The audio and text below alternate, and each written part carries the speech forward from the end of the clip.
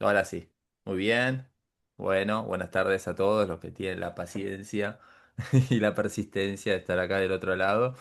Eh, bueno, nuevamente ahora va a decir interrupciones sin verme así todo torcido como si tuviera un ataque de epilepsia. Vamos a estar viendo en este curso revisionismo y peronismo, ¿sí? Eh, Vamos a plantear en principio cuáles son por lo menos los propósitos o las cuestiones que me propongo yo de llevar a cabo esta tarea, ¿no es cierto? Eh, como primera instancia, la idea es establecer un encuentro, ¿sí? Con las fuentes revisionistas, historizando su producción y comprendiendo sus objetivos. Eh, Acá de los que están acá conectados, Sofi es la única persona que me padeció en las cátedras de historiografía. Pero bueno, no, nuestro objetivo, por lo menos el objetivo mío, que me parece lo más rico del asunto, es trabajar con las fuentes, me refiero a aquellos textos de la época, en este caso los textos revisionistas que se produjeron durante el contexto del primer peronismo, ¿no es cierto?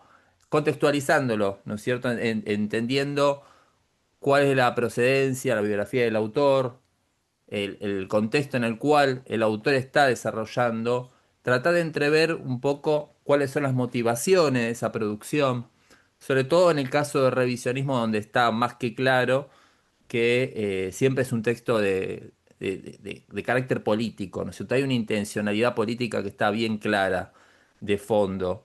Eh, no obstante eso, tiene todas sus particularidades y todas esas particularidades se deben precisamente a las distintas intervenciones que hacen los autores que te mastican el texto y te hacen una suerte de resumen. Un resumen desde la perspectiva de ellos, ¿no es cierto? Y ese es el gran problema que tenemos en nuestra historia, en nuestra historiografía, con relación al revisionismo, al peronismo y al nacionalismo en general. ¿No es cierto? Entonces, con este curso, humilde curso, nos vamos a proponer reflexionar en torno a cómo se construyó, ¿no es cierto?, esa mirada distorsionada sobre lo que significa revisionismo o las motivaciones de ese revisionismo y sobre ese encuentro o desencuentro con el peronismo. Entiéndese el peronismo durante esta primera etapa denominada primer peronismo, que tiene que ver con los primeros dos gobiernos de Juan Domingo Perón. Este, lo tomamos de la Revolución del 43 hasta 1955, o sea, vamos a incluir obviamente el contexto previo antes de la asunción de Perón como presidente. Concibiéndolo, obviamente, todo parte de un mismo bloque. Bien. Eh, en función de eso, lo que vamos a proponernos también es discutir la construcción de sentido que gira sobre el revisionismo histórico del peronismo y el nacionalismo argentino. Es decir, a través de las lecturas de estas fuentes, vamos a discutir también qué es lo que tenemos como conocimiento previo, como para ver cuál es esa construcción que hace la historiografía sobre esos textos, y a su vez ver esta construcción de sentido en torno a la época. Eh, Tiene que ver con esto que estábamos hablando de la relación entre el revisionismo y el peronismo. Ahora vamos a profundizar un poquito más en torno a eso, pero me refiero a que se suele decir, o se sostiene, de que el peronismo no adoptó revisionismo durante su gestión gubernamental, ¿no es cierto? Porque no le era conveniente, porque no le interesaba, por diversos motivos o diversas argumentaciones que en realidad son bastante arbitrarias, ¿sí? Habría que buscar un poco la historicidad, ¿no es cierto? Y ver cuánto impacto tenía el revisionismo ya por entonces por sobre la sociedad, más que en torno a lo que vendría a ser la dirigencia en sí mismo, ¿no es cierto? Vamos a ver que hay un montón de elementos dando vuelta que no necesariamente signifique de que ya ha sido adoptado de manera oficial por el Estado peronista el revisionismo, pero no obstante está dentro de la sociedad. Se está discutiendo el revisionismo. Hay como un sentido común revisionista previo a lo que se puede llegar a entender la década de los 60, donde ya ahí ya está todo asumido, donde ya está instalado claramente una discusión de índole historiográfica, con un claro posicionamiento de revisionismo histórico, pero más ligado capaz a un revisionismo histórico más de izquierda, ¿no es cierto? Que tiene que ver obviamente con un nuevo clima de época que difiere completamente con esta primera instancia. En definitiva, nosotros lo que vamos a proponer es una historiografía de carácter militante. Sí, si bien nosotros vamos a seguir una rigurosidad basada en la heurística, que vendría a ser el estudio, obviamente, de los documentos, del contexto y demás, vamos a ser honestos con nosotros mismos, para con ustedes, para establecer esta hermenéutica, vendría a ser esta interpretación de los hechos, de las fuentes, ¿sí? Basándonos no porque somos así loquitos y somos militantes y estamos divirtiendo todos, sino que nos basamos precisamente de los principios del historicismo. No sé si acá de los que están presentes entienden qué vendría a ser el historicismo.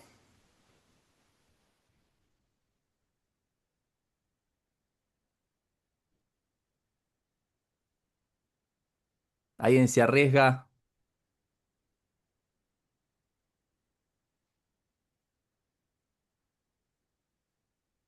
Bueno, bueno, está bien. No, no, no. El revisionismo es precisamente la interpretación de los hechos históricos desde nuestra contemporaneidad. O sea, así como te lo explico, así de sencillo ese es el historicismo. Lo que pasa que eh, tenemos con nosotros, llevamos una carga, eh, me refiero a nosotros desde el campo profesional, académico, de formación de la historia, una carga bastante, que nos condiciona bastante al momento de reconocer la contemporaneidad, el momento de producir conocimiento histórico. O sea, hay como una cuestión que parece que no podría estar de la mano, el compromiso político de la mano de la producción histórica, ¿sí?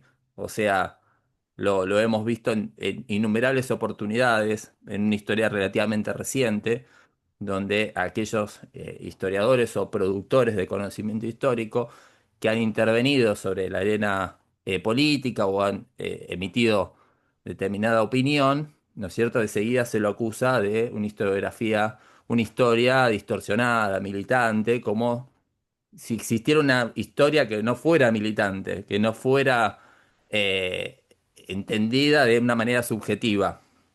La gran diferencia entre una historia militante o historiografía militante con una historia de carácter académico es que la historia académica es la que está encorsetada desde un contexto institucional, ¿sí? A ver, así ejemplo para aquellas personas que no están desarrollando o no están cursando o no están estudiando en un instituto de formación, en una universidad y demás. A ver, una persona que se quiere recibir, que se quiere profesionalizar en la historia o en lo que fuera, cualquiera de las ciencias humanas o no humanas, ¿sí? Responden a un paradigma. Un paradigma es un consenso científico.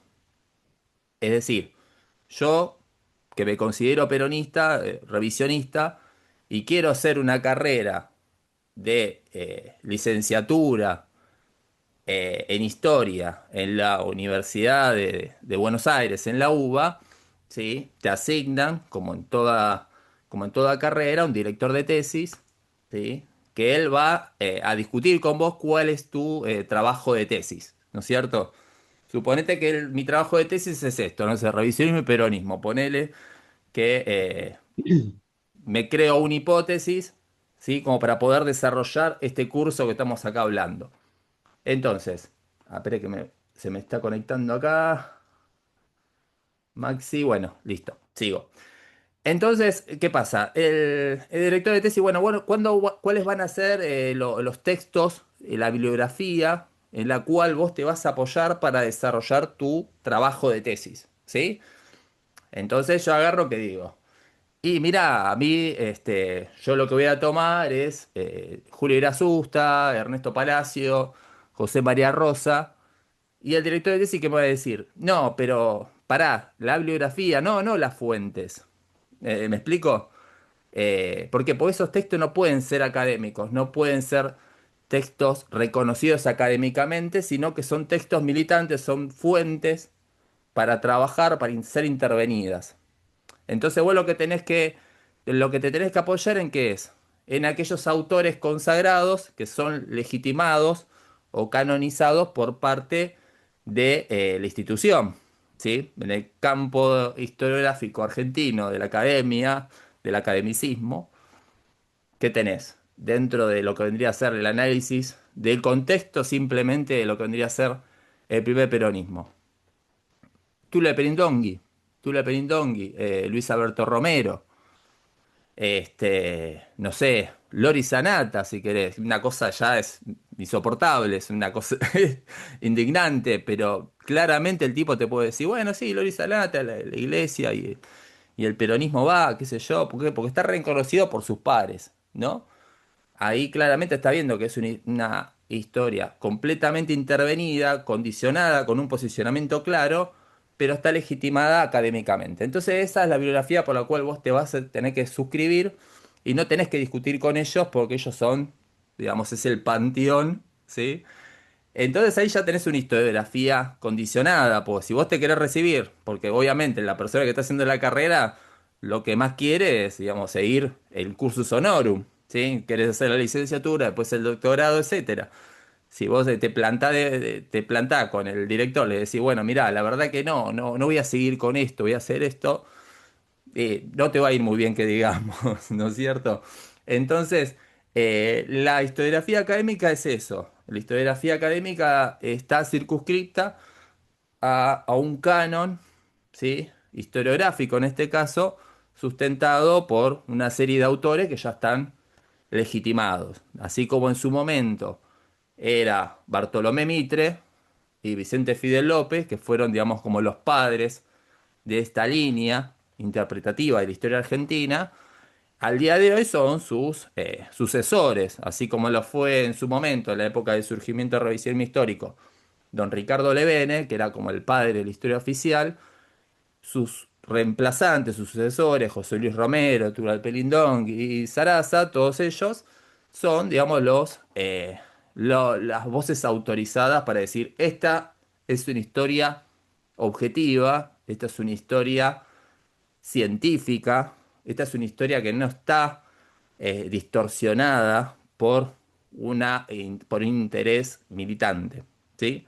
Entonces ahí está esta cuestión que nosotros vamos a ser honestos y vamos a aprovechar que ya que no estamos haciendo un curso que está respaldado por la Universidad de Buenos Aires o por algún instituto, porque claramente no nos aprobarían llevar a cabo tales preceptos, ¿no es cierto?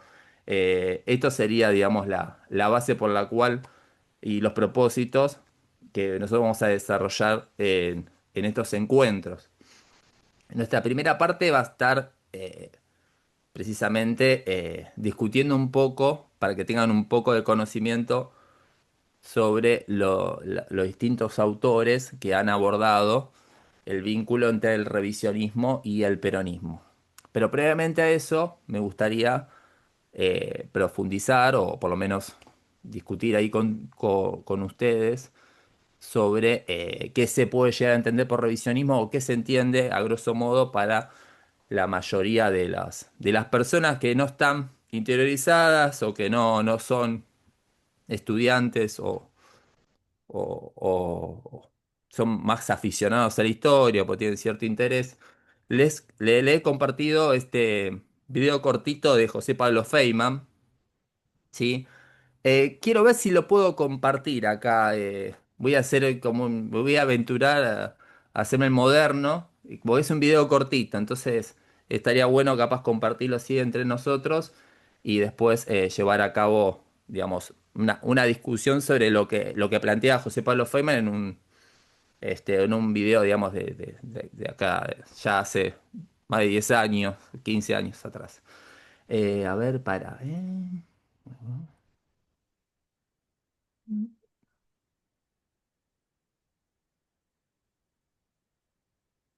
¿Ahí se está viendo eso? ¿La pantalla? Sí, el Sí, revisionista se ve. En la pantalla. Y es Bien, pequeño, pero se ve. y el liberal. bien. Ahora voy a poner el audio, a ver, dígame si se escucha. ¿Se escucha? No, ¿No? no, Está pausado. No, no, no sé está si hay algo. No, no, pausado, pero sí. lo pausé a propósito. Ahí está, ahora. No se escucha. No, no se escucha. Pero la puta. A ver, Al principio se escuchaba.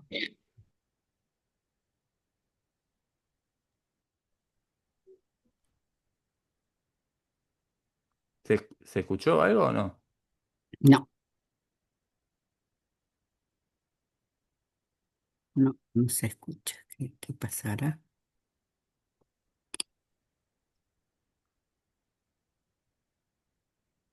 A ver, espérenme un cachito.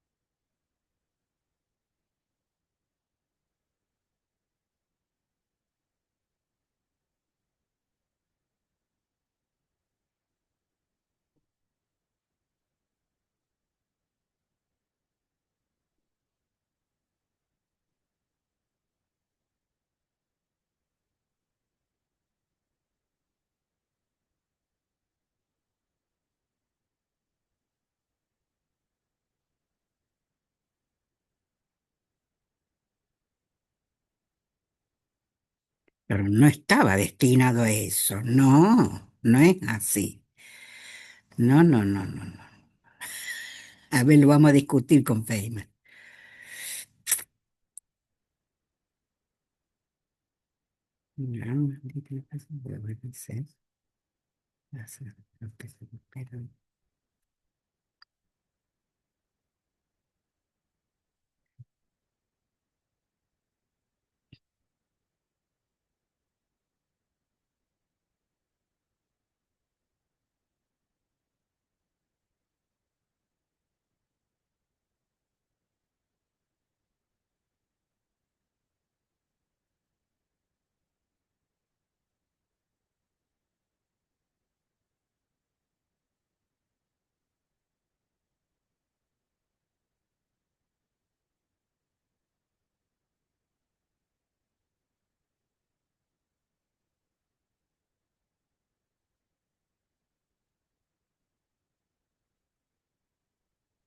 No, pero el billete 20 pesos pasó después, maldición.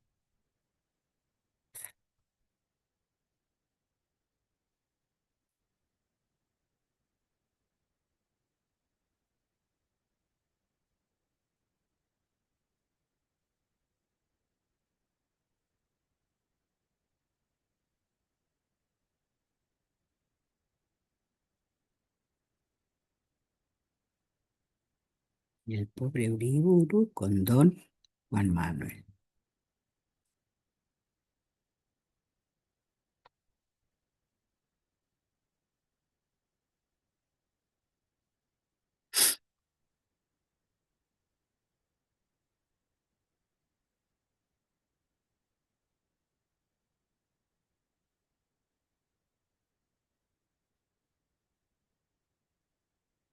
¿Quién se refiere, che, por todo el colón local? ¿A qué? Juan Spengler, cadencia excelente, cadencia de subida, fundamentales del siglo XX.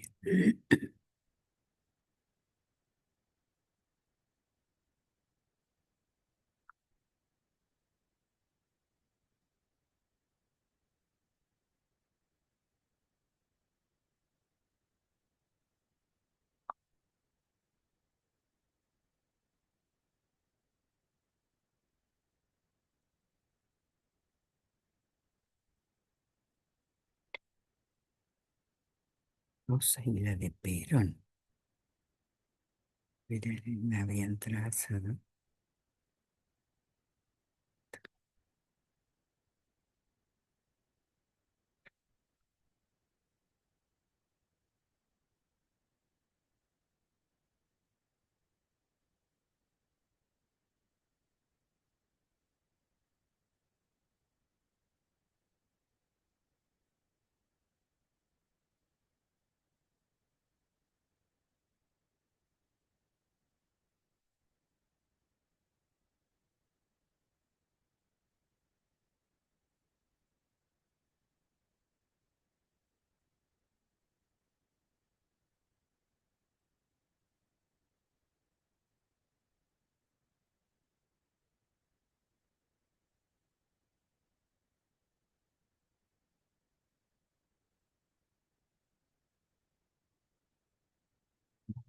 Ah,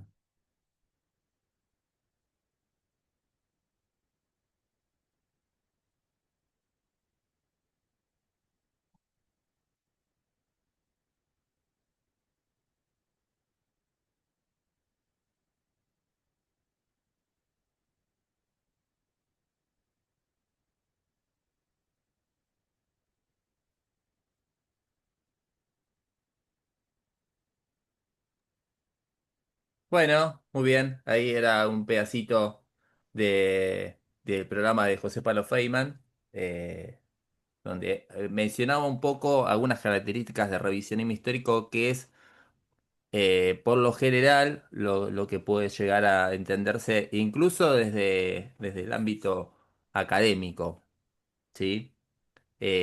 Ahí la escuché a Rosalía y dice, no, esto no es así, qué sé yo, qué es lo que te llamó la atención y qué es lo que dijiste que no, no es así. bueno, no me acuerdo mucho. La verdad que sí, lo vi una vez en la televisión, este Feynman, lo pasaron. A ver, no me acuerdo las palabras de él, pero los conceptos de él. A ver, el revisionismo nace, y sobre todo a comienzos de este siglo XX, teniendo como concepto fundamental, como esencia, lo nacional. ¿M? Eso es lo que hay que marcar, que lo remarca mucho, bueno, José María Rosa y Fermín Chávez. O sea, nosotros vemos la historia, no es cuestión de buscar un documento, interpretarlo de acuerdo a la época, sino viendo el punto de vista nacional. No sé si me expreso, no soy profesora, No, no, pero no, está eso es lo perfecto. fundamental. A ver, eso es lo fundamental. Ahora, ¿cómo lo podemos extender o hacer entender a eso? ¿Mm? Ujú. Entonces, cuando viene la ola de que empiezan los autores a estudiar, claro, se apunta fundamentalmente, eso sí hay que reconocerlo, el revisionismo en su nacimiento es rosista. Ellos tratan de estudiar la historia, ampliarla en la acción de Rosas, y después se extiende a otros hechos de la historia argentina, siempre desde el punto de vista nacional. No sé si más o menos eso este, Está se, muy bien, está se- muy bien. ah, Está, sí, está me falta, ¿no? perfecto. Me falta, así digamos, No, no, no, expresarlo. no. Vos sos Sí. vos sos militante, fuiste militante peronista, Rosa. No, No. ¿De dónde te viene Eh, todo ese conocimiento sobre revisionismo y interés? el revisionismo lo comencé a estudiar en la adolescencia. Mi Ajá, padre compró los libros y yo los leía. mira, Después la vida, la profesión, los hijos, los nietos. Bueno, no digo que me hicieron olvidar. Y ahora lo he retomado, qué ¿no? bien. Lo he retomado. Y entonces, Escúchame, bueno, quiero volver a leer. Sí, está muy bien, está muy bien. Bueno, vamos a aprovecharte entonces. ¿Y sí, tuviste así discusiones con tus hijos, con en torno, no. digamos, a este posicionamiento Eh, histórico, capaz de lo que había en el colegio, determinadas cosas? en la historia, no, en el colegio no, porque se estudiaba la historia. En la universidad sí. En la universidad, no me acuerdo ni la materia que teníamos. Le escribo un parcial al profe, Ujú, era camarista acá en Córdoba, yo soy de Córdoba. claro. Bueno, y se quedó totalmente asombrado porque ellos daban, claro, la historia oficial. Eh, pero no discutimos, no, no les gusta discutir a ellos, no les gusta Claro. discutir. No sé, la discusión no he tenido más que un asombro que una vez en una cena, discutiendo las personas que no saben de Rosa, empezó a hablar contra Rosa de los dineros depositados en, viste lo que hizo la Cristina o quien sea, no sé, que los depositaron en las Islas Seychelles. Así quiso decir que hacía Rosa, o sea, no tenía idea de lo que era. Más vale Maravilloso, ignorar. Sí, maravilloso. ¿sí? O sea, que hasta llevan los conceptos del siglo XXI o de lo que nos pasa ahora con la historia, no tienen ni idea. Entonces todo eso, bueno, hay que Pero es aclarar. interesante la anécdota Sí, tuya porque ahí ya sí, traza dentro de sí, esta construcción de un sentido común, ¿sí? sí, sí, sí, Que esa similitud donde Rosas es, digamos, el arquetipo de todo lo malo, ¿no es cierto?, claro. de la historia Lo malo. argentina. Entonces le cabe el Sayo a Irigoyen, le cabe a Perón, le cabe a Cristina, salvando las distancias entre ellos, ¿no? Sí, Queriendo sí, decir sí, que son entre todo ellos, lo por mismo, porque supuesto. son distintas Sí, sí, épocas, sí, distintos contextos, distintas claro, características de liderazgo, pero claro. todo tiene esa cuestión, ¿no? Esa vinculación, así como pasó con Perón, Rosas Perón, desde el lado de una connotación claramente negativa. Ahí lo interesante de esto, que después lo vamos a ver, es cómo el peronismo este, reacciona ante eso, digamos, y hace una valoración positiva, digamos, dentro de un posicionamiento Claro. claro, que eso tiene que ver con una formación cultural, que es uno de los grandes logros del peronismo, que a Así es. Sí, diferencia, me sí, sí, parece, que de los otros procesos que acabo de mencionar, en este caso sí, se llevó a cabo una revolución de carácter cultural, ¿no es cierto?, que sí, transformó la vida y la percepción de la sociedad, fuese o no peronista, ¿no es cierto?, que claro. tiene que ver, digamos, con todo un cambio que ha logrado el peronismo, sobre todo sobre sus dos primeros mandatos, que trajo después la consecuencia de lo que vino después, ¿no es cierto? Sí, sí, sí, Incluso sí. donde se dio la proscripción de peronismo, aún Ujú. así persistió en la memoria colectiva esta idea, ¿no? Pero está bueno porque incluso dentro de los sectores que capaz pueden llegar a tener cierta simpatía con respecto a esta característica de tipo de gobierno. Para algunos populistas, para mí el peronismo no fue una expresión del populismo, sino que es tiene sus propias características. Después también hay que ver qué tipo de populismo, qué se entiende por populismo. A mí me parece, digamos, que es como encorsetar, ¿no es cierto?, un fenómeno bastante original dentro de lo que vendría a ser la historia, por lo menos de Occidente, lo que aconteció acá en nuestro país, nos guste o no, ¿sí? Eh, Me refiero a las distintas percepciones en torno a la influencia del nacionalismo, del rosismo y por ende del revisionismo sobre la construcción del liderazgo, sobre esa construcción también de una cultura nacional. ¿No es cierto? Que ahí es lo que está llevando a cabo Feynman. Feynman desde un posicionamiento de izquierda, ¿no es cierto? Feynman tiene, digamos, una militancia en su juventud ligada, digamos, a la juventud peronista, este, y esa juventud peronista también tenía sus distintos posicionamientos, eh, que después llegó a construir también una idea de que existió un revisionismo, un nacionalismo rosista que tiene un carácter conservador o reaccionario.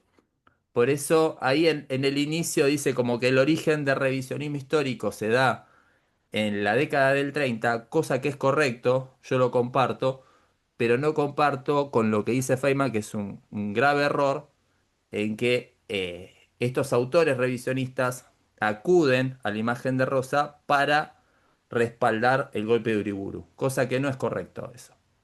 Entonces ahí ya tenemos una primer falacia que forma parte de una construcción, de un relato histórico, historiográfico, avalado, digamos, por la academia, que contribuye, digamos, a esa identificación de que el nacionalismo y el revisionismo, digamos, como relacionado al mismo, es una reacción del autoritario, es una expresión de la derecha, ¿no es cierto? Al día de hoy, uno concebirse o autodenominarse nacionalista es como decir, bueno, este tipo es facho, ¿no es cierto? Este tipo es reaccionario, es antidemocrático, ¿sí? ¿Y desde dónde uno puede sostener eso, de que el nacionalismo es sinónimo de reaccionario o de antidemocrático? ¿No es cierto? Bueno, sin hablar de facho, porque hoy en día todos son fachos, ¿no? ¿No es cierto? Bueno, Milei es facho, que no tiene nada que ver con lo que puede llegar a ser Mussolini, digamos, no le duraría ni 2 segundos, ¿sabes? Este, pero son todos fachos, digamos, el tipo dice tal cosa, facho, este es facho, este es facho. Bueno, es como una cuestión de donde ya se distorsionó cualquier tipo de denominación, ¿sí? Ahí, Profe, ¿puedo bueno, pero preguntar algo? sí, claro, Con esto que decías de que con lo que no estabas de acuerdo con la parte del video de Feynman, ¿no? Que estos primeros revisionistas apoyaron el golpe.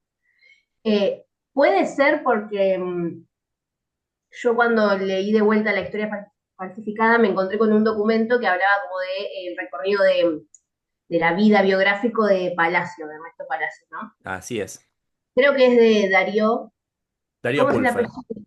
Sí, encontré ese. Bien, y decía que en la década del 30 Palacio estaba en contra de Irigoyen, ¿no? así Y que es. estaba dentro de, creo que sí, de un diario opositor que llamaba La Fonda. Bueno, pero a lo que voy es, los revisionistas de origen, ¿no? De esta primera camada de revisionistas, ¿estaban en contra de Irigoyen o no?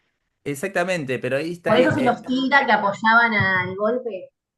exactamente, pero ahí está la historización del concepto, ¿sí? Julio Rodolfo Irasusta, Ernesto Palacios, Palacios sin ese, son, si se quiere, los fundadores o uno de los fundadores del revisionismo histórico argentino. Claramente es así.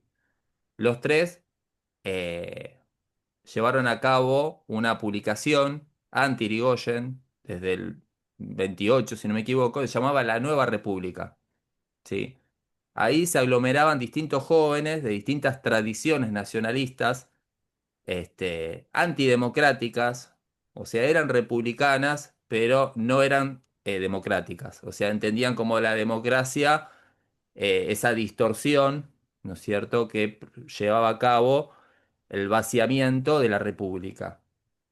Obviamente, siempre se le adjudicó a Irigoyen eh, esta postura, digamos, de un liderazgo no republicano, autoritario, interventor, soberbio y todo, digamos, los motes que se le van adjudicado a los distintos líderes populares, a favor o en contra, siempre, digamos, se le entregó ese tipo de cosas.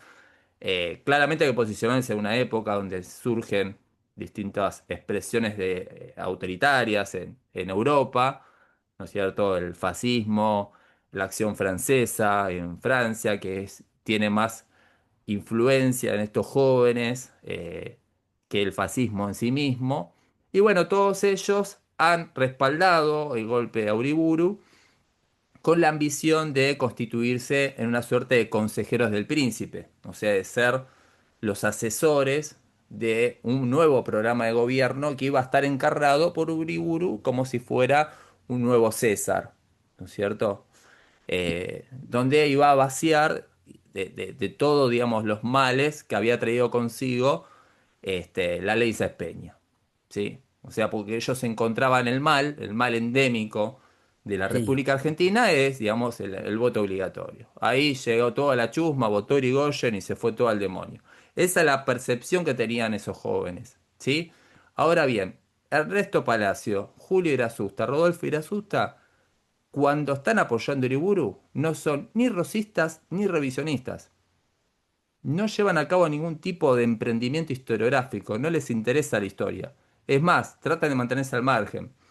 Creo que es Rodolfo, posteriormente, en un texto o en una entrevista, él reconoce que por entonces en la década del 20 salió un texto laudatorio de Rosas, escrito por Carlos Pereira, una figura bastante interesante de abordar en alguna oportunidad. Yo tengo una duda pendiente con él, porque es un autor mexicano, no es argentino. No solamente ha reivindicado a Rosas, sino que reivindicó en la década del 20 al otro Alberdi, ¿Cómo se llama? reivindicó Carlos Carlos Pereira, Pereira, mexicano. mexicano. Sí, sí, sí. Este, va de una línea, digamos, de una especie de lo que vendría a ser después una suerte de izquierda nacional, muy entre comillas, ¿no es cierto? Porque está muy de la mano de Francisco Fombona, de Colombia, ¿sí? Con Ugarte, con muchos de estos autores de la década del 20, digamos, que conciben la unidad de América, de la América hispana, ¿sí? Viendo, digamos, como el verdadero enemigo a Estados Unidos, ¿no es cierto? Y ahí hacen, digamos, como un distinto tipo de abordajes. En el caso de Pereira, lleva un trabajo sobre la doctrina Monroe, ¿sí? Obviamente, viéndolo ahí todos los males que aqueja a la América, a la América hispana, a Iberoamérica, a partir de la avanzada imperialista del país del norte, ¿sí? Y en función de eso reivindica a distintos actores políticos del siglo XIX. Uno de ellos es Rosas, en función de su defensa de la soberanía ante los bloqueos anglo-francés, donde el tipo hace un relevamiento de los distintos documentos y publicaciones, sobre todo de los debates que se dan en Francia. Por eso el texto se llama Rosas y Thiers. Y ahí, digamos, lo vindica Rosas de una manera extraordinaria, inédita hasta entonces, porque hasta entonces lo único que teníamos sobre esos asuntos era lo abordado por Adolfo Saldías en el siglo XIX y por Ernesto Quesada. Bien, pero él lo miraba de un posicionamiento americanista, obviamente en otro contexto. Bueno, cuando surgió esa publicación, llegó, digamos, como la idea de hacer una recensión crítica a los hermanos Irasustas sobre ese texto, y los tipos prefirieron que no, porque decían como que meterse con Rosas era un asunto complicado, ¿no es cierto? Esa mirada, digamos, de que puede llegar a problemas que va a ser, digamos, como la misma opinión que va a tener Perón en un momento, ¿no es cierto? Dice, ya demasiado tenemos con los vivos como para ocuparnos de los muertos, entonces dejemos esos asuntos de costado, ¿no es cierto? En el caso de Palacio pasa algo similar, ¿sí? Palacio tiene un recorrido a través, tanto los Irasusta como Palacios descubren el revisionismo histórico, descubren la historia como una herramienta política de disconformidad ante lo que está sucediendo, que es lo que sucedió después del fracaso del proyecto Uriburu, ¿sí? Es el nacimiento de lo que sí, digamos, realmente los dueños del poder, que era el retorno de la vieja oligarquía, con la década infame, como bien lo supo denominar José Luis Torres. En ese contexto es el que nace, es donde nace el revisionismo histórico, Mm, ¿sí? Con muchos de los responsables del golpe del 30, pero ya diciendo, bueno, che, nosotros no era lo que queríamos, o sea, lo que queríamos con Uriburu, nuestra idea era otra, de ese gran desencanto, la desilusión, ya sea porque no fueron tenidos en cuenta, ya sea porque el proyecto político no llevó al cauce esperado, ¿sí? Pero también está bueno la mención que vos haces, Sofi, porque no solamente se trata de estos casos particulares nacionalistas que apoyaron el golpe a Irigoyen, sino también, por ejemplo, Raúl Scalabrini Ortiz, ¿sí? En el texto El hombre que está solo y espera, en su primera edición, o sea, porque lo que tiene de particular esa obra, que tiene múltiples ediciones, que son corregidas a medida que van cambiando los tiempos, ¿sí? O sea, la primera edición del hombre que está solo y de espera es un texto más liberal que nacional, ¿sí? De Scalabrini. Aunque pueda llamar la atención, respalda una mirada más panamericana, tutelada por Estados Unidos, de mano de Waldo Frank, y tiene sus reparos sobre lo que había significado el gobierno de Irigoyen, por ejemplo.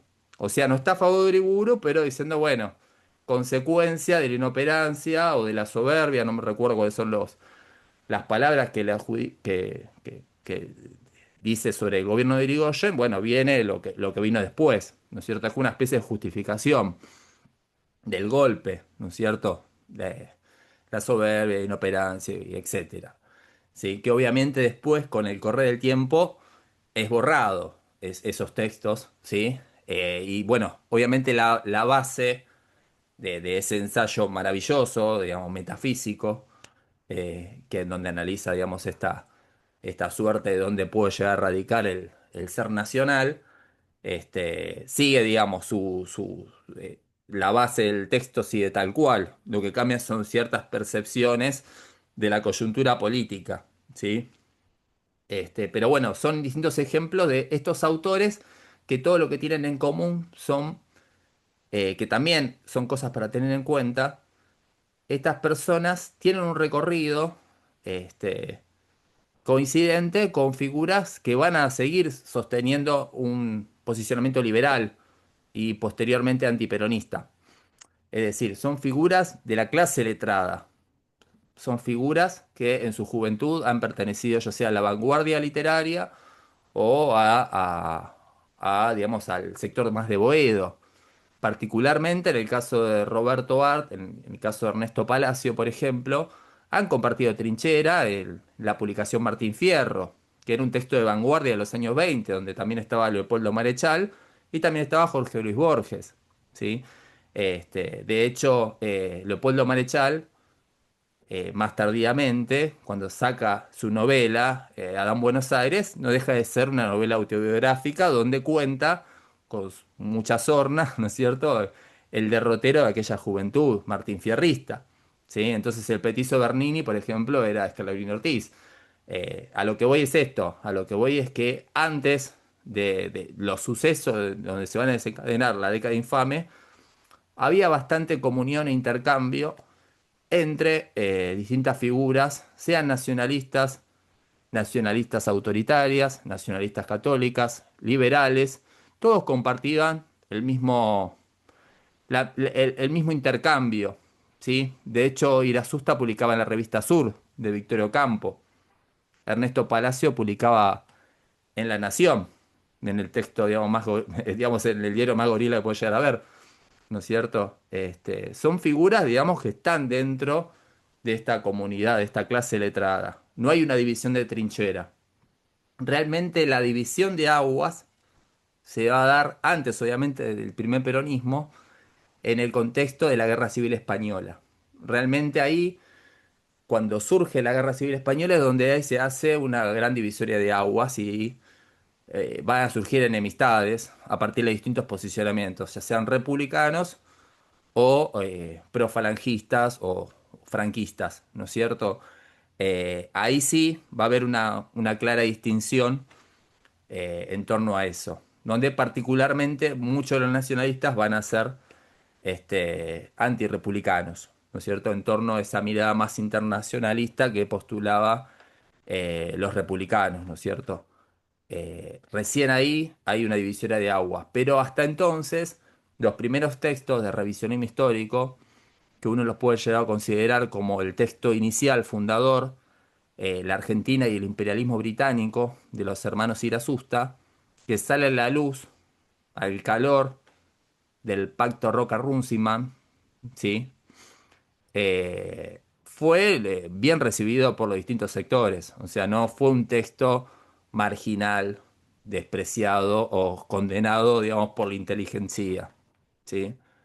O sea, fue muy bien recibido, tanto por Emilio Ravignani, que Emilio Ravignani es uno de los historiadores consagrados dentro de lo que uno puede entender la historia oficial, más del lado de filosofía y letras, hasta, no sé, Eduardo Mallea, ponele, un clásico liberal, un intelectual liberal que publicaba en la revista Sur, este, bueno, hasta Ramón Dol, ¿no es cierto?, que por entonces era socialista, después pasa para la trinchera nacional.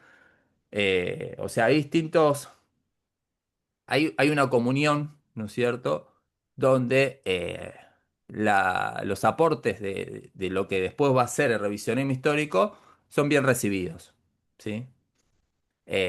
Realmente, después la profundización y la divisoria de agua se va a dar más a posteriori, a partir sobre todo cuando se da casi contemporáneo la Guerra Civil Española. ¿Está bien? ¿Vamos bien hasta ahora? ¿Preguntas? Entonces, bueno, el tema del revisionismo, como nos preguntó recién Sofi, hay que historizarlo también. O sea, hay que tomarlo como un concepto. Conceptos en términos de Koselleck. Koselleck es un historiador que postula la historia de los conceptos, un historiador alemán, que me parece, digamos, que hay distintos elementos que son muy interesantes como para tener en cuenta, porque uno capaz se adueña de determinadas palabras que son conceptos que realmente traccionan sobre la sociedad, y hay que historizarlos, hay que tenerlos en cuenta y ver sus distintos tipos de interpretaciones dentro de la época. Por lo general, por ejemplo, el término de república, democracia, son palabras claves que en determinados momentos históricos tienen distintos puntos de recepción y de interpretación y de valor, ¿no es cierto? Eso es lo que postula, bueno, Koselleck, obviamente el tipo se especializaba en el siglo XVII. Este, eh, como el concepto facho. Bueno, sí, el concepto, bueno, el fascismo claramente tenía una interpretación claramente distinta a la que se tiene hoy en día, donde ya no es un concepto ya en sí mismo, ya no sé qué vendría a ser. Eh, pero bueno, en el caso de revisión hay que tener en cuenta este tipo de cosas, ¿no es cierto? Que uno cuando lee o uno cuando ya se hace ducho de determinados textos y dice, ah, bueno, este es un texto de un revisionista, hay que tener en cuenta que en el momento en que lo escribió, capaz no se autopercibía revisionista porque la palabra revisionismo no estaba en la boca de nadie, no era, hola, ¿qué tal? Yo soy revisionista, ¿qué tal? Acabo de publicar este libro, no. O sea, revisionismo entendido como palabra que reacciona a la historia oficial se va a dar más a posteriori, ¿sí? Si tomamos, digamos, una fecha más o menos clave, tiene que ver cuando el revisionismo empieza a institucionalizarse, no dentro del Estado, obviamente, porque no hay lugar en el Estado, sino por fuera, ¿sí? Con el Instituto de Estudios Federalistas, Estanislao López, que curiosamente es anterior a la creación y fundación del Instituto Juan Manuel de Rosas. Ambos se dan en 1938, ¿sí? También no es casual que se dé en el mismo contexto en el cual la Junta de Historia y Numismática se consagre en Academia Nacional de la Historia, reconocida por el gobierno de facto, podríamos decirlo, ¿no es cierto? De justo, ¿sí? Entonces claramente ahí se empieza a establecer el revisionismo histórico ya como una suerte de contrahistoria. Ya claramente el revisionismo histórico toma un posicionamiento claro de respuesta en torno no solamente a la política que se está llevando a cabo, sino en posición al orden en sí mismo, al orden liberal.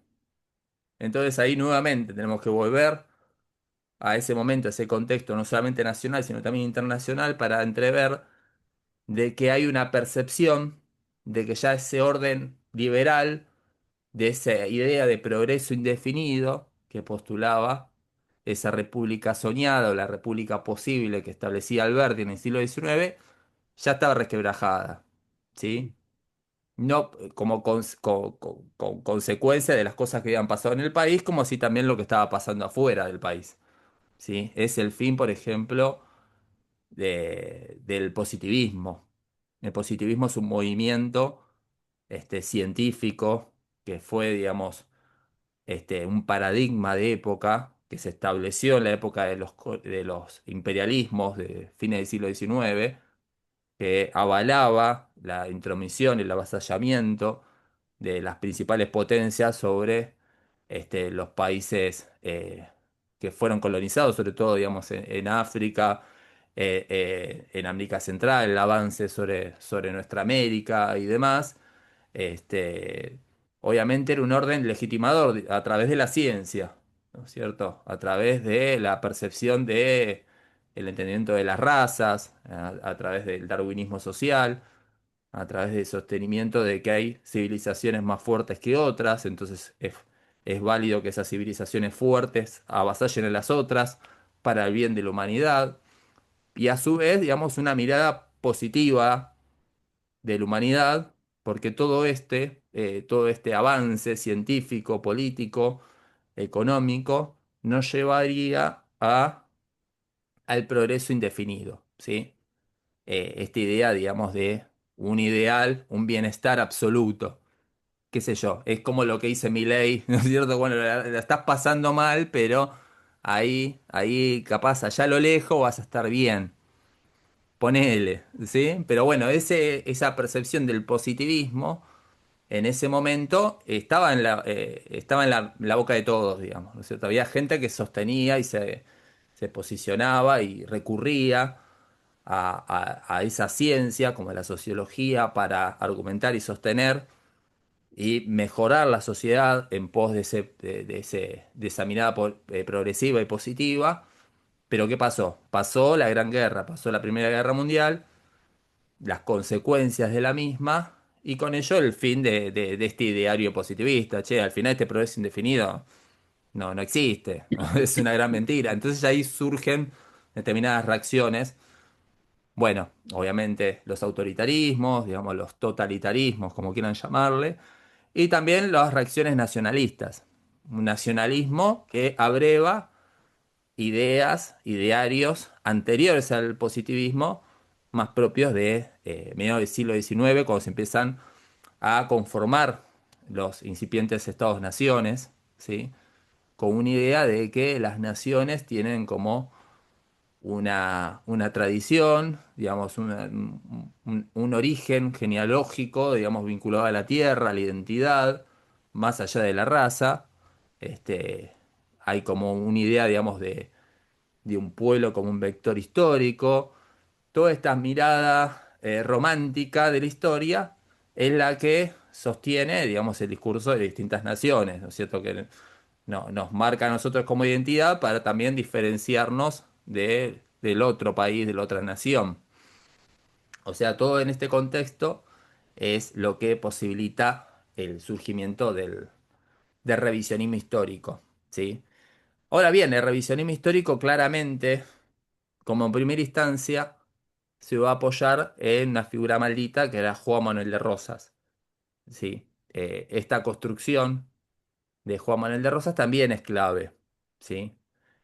Eh, el Rosas de Ibarguren, como lo menciona José Pablo Feynman, claramente es un Rosas defensor del orden. No es el Rosas que va a construir José María Rosa después. No es ser Rosas popular, no es ser Rosas defensor de los humildes, ni el defensor de la soberanía. Bueno, sí, lo era el defensor de la soberanía, pero sobre todo era una figura de orden, claramente. Porque, claro, Ibarguren, en el momento que lo estaba escribiendo, estaba suscribiendo también al grupo de Uriburu y estaba proyectando ¿no es cierto?, un estado corporativo, digamos, como un ideario de transformación de la República que estaba agotada, ¿no? Pero bueno, ya a partir de la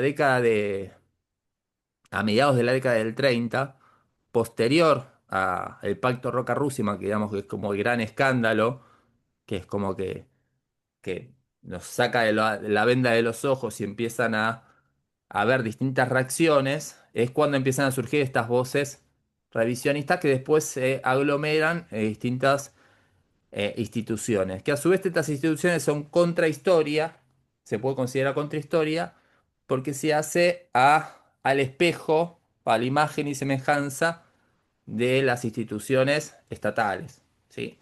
El Instituto Juan Manuel de Rosas está concebido, creado y pergeñado como si fuera el Instituto de Investigaciones Históricas, hoy en día conocido como el Instituto Rabiniani de Filosofía y Letras, que había sido consagrado a principios del siglo XX con la idea de establecer realmente una historia oficial, que era, digamos, lo que ya estaba por entonces. La historia oficial es la historia bajada desde el Estado, una historia claramente dirigida, articulada, científica, que respaldaba el relato tanto de Mitre como de Vicente Fidel López, con los nuevos aportes históricos que le daban el carácter de ciencia. Ese Instituto de Investigaciones Históricas que tenía una revista donde publicaban los investigadores asociados al instituto determinados aportes, avances, reseñas, etcétera. Y tenían un boletín que era más de carácter de divulgación o de informes, de conferencias y demás. Bueno, Rosas hizo algo similar. Saca la revista del Instituto Jóvenes de Rosas, saca el boletín, y ahí van a participar determinadas figuras, ¿no es cierto? Eh, los hermanos Irasusta, sobre todo Julio, Ernesto Palacio, Ramón Dol, este, bueno, Ibarguren, después con sus hijos van a formar parte del mismo. Este, eh, Otros nombres. A ver, Maxi, ¿te acordás de alguno más? Los no- Ricardo Fonescurra. French, que fue presidente, no sé si también Sí, escribía. French. Bueno, French es en los 90. Sí, sí, sí, sí. Claro, es más Yo me nuevo. refiero acá de los inicios cuando A se ver, está formando el Instituto Juan Manuel de Rosas. a ver, Pero bueno, ya me te diste quiero ahí preguntar también esto. el pie para discutir Sí, un poco esos el saltos al boletín, vacío que hace Feynman en el video que vimos recién. sí. Eh, ¿Por Una qué? preguntita, sí. Sí, En el 38, el Instituto de Estudios Federalistas en Santa Fe. sí. ¿Y en qué tiempo se traslada, bueno, o lo trasladan a Buenos Aires? No, no, son dos institutos distintos. Es distinto. Ahí está. El de Santa Fe tiene corta vida. Sinceramente no sé cuándo deja de existir, pero eh, es interesante porque la primera conformación de un instituto de carácter revisionista no se da en el seno de Buenos Aires, Claro, digamos, si no, consagrándolo a Rosas, digamos, como la figura de revisionismo histórico, sino es Estanislaos López desde Santa Fe.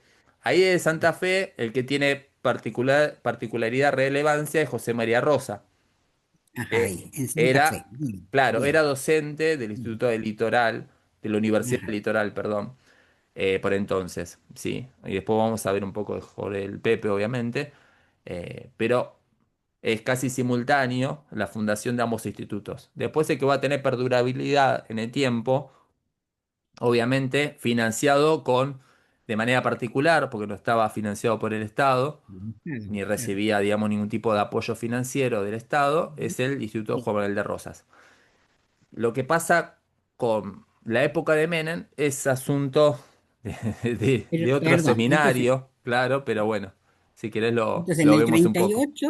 en el 38 nace como institución, digamos, Sí, tendrá corta vida, pero no es el mismo que se traslada a Buenos Aires con el Instituto de Investigación Histórica. ¿Y cuándo no. nace el Instituto de El mismo Investigación año, Histórica? En el mismo año. Mismo año, pero es Sí, otro. Ahí estaba una confusión, claro. sí, Ajá. sí, sí.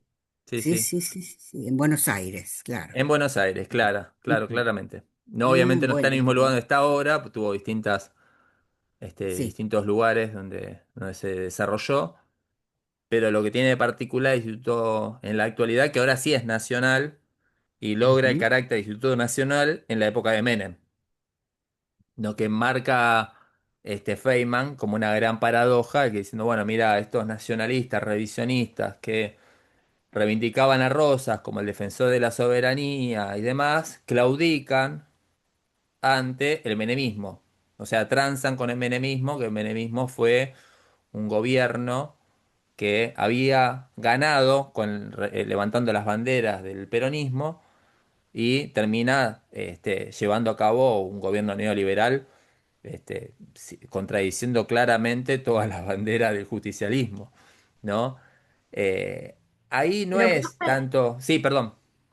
no, tiene que ver con esto que yo no sabía cuándo se volvió nacional el Instituto Juan Manuel de Rosas y tiene que ver más que nada, no porque esto de hablar de que se volvió nacional con Menem y todo lo que representa y significa que dijiste recién, pero tiene que ver más con una, no sé, acción para que lo nacional termine teniendo fondos del Estado y todo eso, o no tuvo opción el instituto de volverse nacional, o quería, y al final lo nacional le da más, no sé, jerarquía. ¿Cuál fue como el motivo de decir, bueno, ahora en este momento nos volvemos nacional, o quizás no tuvieron nada que ver y lo impusieron? ¿Cómo fue eso? Es una buena pregunta que habría que hacérselo también. mm, Aquello si quedó ahí en exacto. vivo por entonces. Hubiera sido lindo preguntarle a Fermín, porque digamos, Fermín fue un gran anti-menemista, digamos, un tipo que realmente de la primera hora estuvo en contra del menemismo y sin embargo fue uno de los principales impulsores y defensores del Instituto Juan Manuel de Rosas, ya nacional. Eh, Creo que, bueno, en el caso de Menem, ahí hay una clara intención de llevar a cabo una suerte de reconciliación nacional, ¿sí? No es tanto, che, como dijo Feynman, no, a mí me cae simpático, Rosas. Parece una boludez ese argumento de Feynman, sinceramente. Eh, es una boludez, o sea, Menem era de todo menos boludo. Claramente toda avanzada, toda cuestión estaba claramente planificada. No es casualidad la repatriación de los restos de Rosas, que fue una lucha histórica de los revisionistas, ya de la época de Perón y más atrás aún. La vindicación de Rosas en los billetes y la creación del Instituto Nacional Común de Rosas es un gesto, digamos, de acabar con las viejas dicotomías y enfrentamientos que están en misma sintonía del abrazo de él con el almirante Rojas, que es el gorila por excelencia, ¿no es cierto? Está claramente y en sintonía con los indultos a los milicos y las organizaciones armadas. O sea, esa gran reconciliación nacional que no deja de ser una cuestión forzosa, claramente. Pero era, digamos, una especie de barajar y dar de nuevo que da una suerte de establecer una suerte de garantía de que el proyecto neoliberal iba a llevar su cauce sin ningún tipo de conflicto ideológico. En el marco de los 90 del fin de las ideologías, ¿no es cierto? De Fukuyama y la mar en coche. Ahora también es interesante, para verlo en otro encuentro, porque si no nos estamos yendo al carajo, con la intención de Perón, del tercer Perón, el Perón que regresa después de un largo exilio en el 73, esta cuestión del no hay nada mejor que un argentino para otro argentino, eh, y la idea que muchos dicen que fue pergeñada por López Rega y en realidad es una idea de Perón de establecer el altar de la patria. El altar de la patria era una suerte de mausoleo que se iba a llevar a cabo en Figueroa Alcorta, si no me equivoco, más o menos donde estaba Viejo Ital Park, no sé, una cosa así, más o menos por esa altura.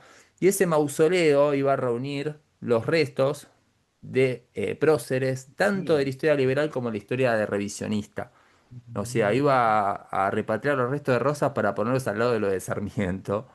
Y después, bueno, después muerto Perón, estaba la idea de poner a Perón, Evita, y no sé si te digo que Aramburu también.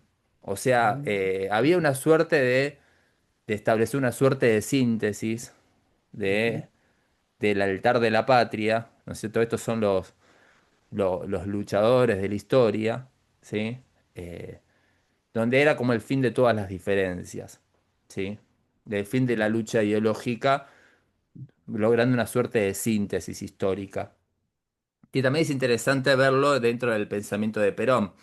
Por eso, uno cuando habla de peronismo y revisionismo, estamos hablando del peronismo como movimiento y no tanto como la idea que tenía Perón con respecto al revisionismo, que eso es asunto de otra cuestión.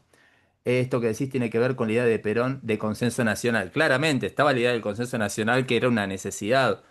Está dentro del marco de una reformulación de la idea de nación, del modelo argentino, ese legado de Perón que muy pocos conocen, muy pocos leyeron, realmente era una idea de refundar la Argentina, ¿sí?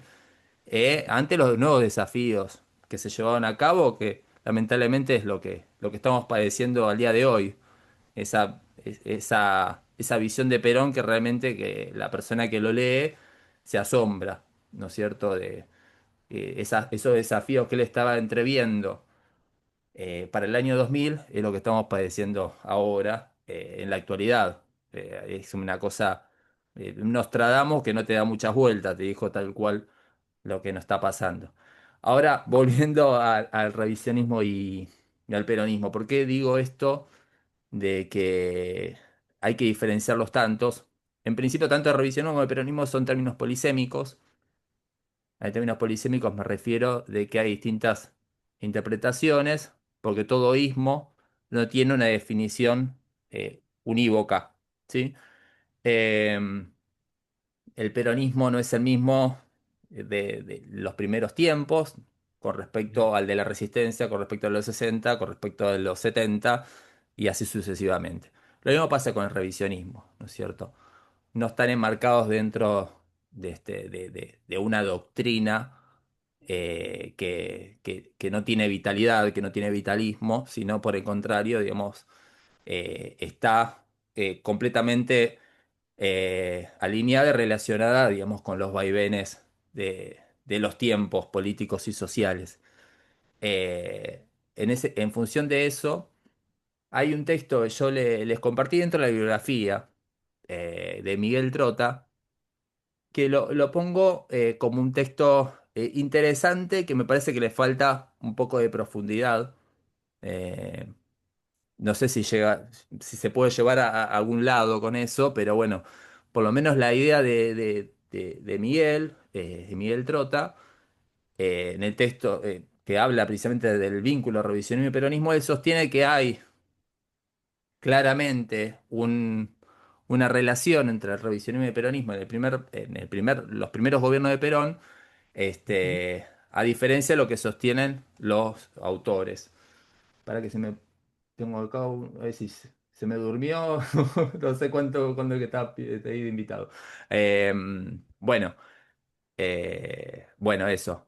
Y bueno, lo que dice Miguel Trota traza, digamos, las medidas de gobierno, el proyecto de gobierno de Perón, con las distintas publicaciones del Instituto Juan Manuel de Rosas, con las intervenciones de los principales revisionistas, como una suerte de similitudes, ¿no es cierto? Ahí hay una gran confusión, porque una cosa es el revisionismo, otra cosa es el nacionalismo, o sea, y dentro del nacionalismo hay distintos tipos de políticas nacionales, no necesariamente Perón se apoyó en los textos de Ramón Dol para llevar a cabo determinadas políticas, una boludez.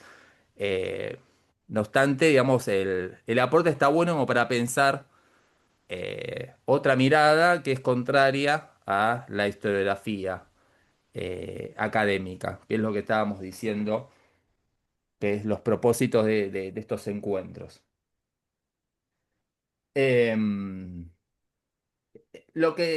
también lo que nos proponemos es romper también con un falso silogismo, un simple silogismo que se establece, de la cual abreva no solamente Feynman, que lo acabamos de ver, sino también muchos de los académicos y los replicadores de dicho academicismo, donde dicen que bueno, el revisionismo y el peronismo fue un gran desencuentro, en realidad revisionismo y Perón, ¿no?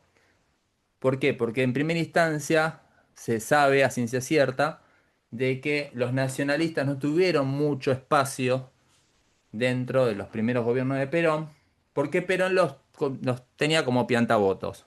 O sea, claramente, y es reconocido por muchos de estos nacionalistas, Sánchez Orondo y otros más, han dicho, digamos, que Perón no les daba ni cinco de pelota. Los tipos llegaban, bueno, es el gran mal que tenían los revisionistas, los nacionalistas más que los revisionistas, digamos, a- a- yendo para atrás con el caso de los Irasusta, que querían asesorar a Uriburu y Uriburu no le daba ni pelota. Bueno, acá pasaba más o menos lo mismo. Entonces, bueno, como Perón no le daba bola a los nacionalistas porque eran piantavotos, los nacionalistas, que eran los que habían promovido por entonces el revisionismo histórico, se da por entendido que el peronismo nunca puede suscribir a revisionismo histórico porque el revisionismo está hecho por los nacionalistas y los nacionalistas son piantavotos. O sea, hay una cuestión, una construcción de un silogismo que es bastante burdo, pero si uno lo lee en los textos termina suscribiendo eso. Principalmente la palabra mayor, el taita de la historia oficial en la actualidad, ya ha desaparecido, pero sigue siendo la voz de autoridad, es Tulio el Perindongui, ¿sí? Tulio el Perindongui vendría a ser como el primer responsable de esta línea genealógica de la historiografía que sustenta este divorcio entre revisionismo y peronismo. Alperín tiene dos textos, ¿sí? Que lo van a encontrar replicado en determinados autores que trabajen sobre la política cultural del peronismo, sobre los nacionalismos durante el primer peronismo o los distintos peronismos, etcétera, que es el Revisionismo Histórico Argentino, publicado en 1970, por siglo XXI, que es un texto bastante potable, pero es el más desconocido. No casualidad, nunca fue reeditado. Entonces significa, digamos, que era bastante potable hasta para el propio Alperín, que dijo, bueno, la verdad que no me convenció mucho, entonces vamos a sacar otro texto más choto. Y termina sacando uno, fíjate la fecha, 1983. O sea, es un cambio de paradigma que después, si quieren, en algún momento lo discutimos, ¿no es cierto? Porque el momento de transición de la dictadura a la democracia también es un cambio de paradigma dentro de la cultura política argentina, ¿sí? Ahí es donde se empieza a construir una mirada de una alta connotación negativa sobre el nacionalismo, sobre el peronismo y sobre el revisionismo. O sea, sobre todos tipos de movimientos o de actores sociales que reaccionan al orden democrático, republicano y liberal. Porque el alfonsinismo empezó a construir, el alfonsinismo y la socialdemocracia suscriben un relato donde estos tres conceptos son sinónimos. No hay, es imposible conseguir una Argentina democrática si no es republicana y liberal.